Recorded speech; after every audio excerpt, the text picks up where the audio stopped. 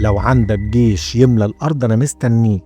ملك فرنسا بعت رسالة تهديد ووعيد، وقرر يجمع جيوش أوروبا كلها علشان ينهي على المسلمين من الخريطة. ملك فرنسا اتغر في قوته وقال جملة مشهورة جدا: لو سقطت السماء على الأرض لرفعناها برماحنا. جدع يالا. وصل الخبر للصاعقة السلطان العثماني بايزيد الأول. يسكت؟ والله ما حصل. راح بعت له رد من كلمتين بس، قال له أنا في انتظارك في الميدان. وطبعا هو ما استناهوش، ده جمع قوته وجيشه واتحرك له. بايزيد راح له بجيش وقطع آلاف الكيلومترات في وقت قياسي، لدرجة ان اوروبا كلها اتصدمت من السرعة اللي وصل بيها. وحصلت معركة طاحنة، جيوش الصليبيين اتفتفتوا قدام جيش المسلمين كالعادة. ملك فرنسا اللي كان بيقول هنرفع السما برمحنا اترفع هو على السيوف، هرب من الميدان وهو مش مصدق اللي بيحصل في جيشه. طبعا لما اتقفش من قفاه ووقع في الاسر، السلطان العثماني بايزيد مرضيش يقتله، قال له روح وجمع جيوشك مرة تانية علشان اقدر احقق نصر الدين. مات السلطان العثماني بايزيد وهو سلطان مهاب، على عكس ملك فرنسا عاش بالخزي ده لحد ما مات من الحسرة. وتحداك تعرف اسم المعركة دي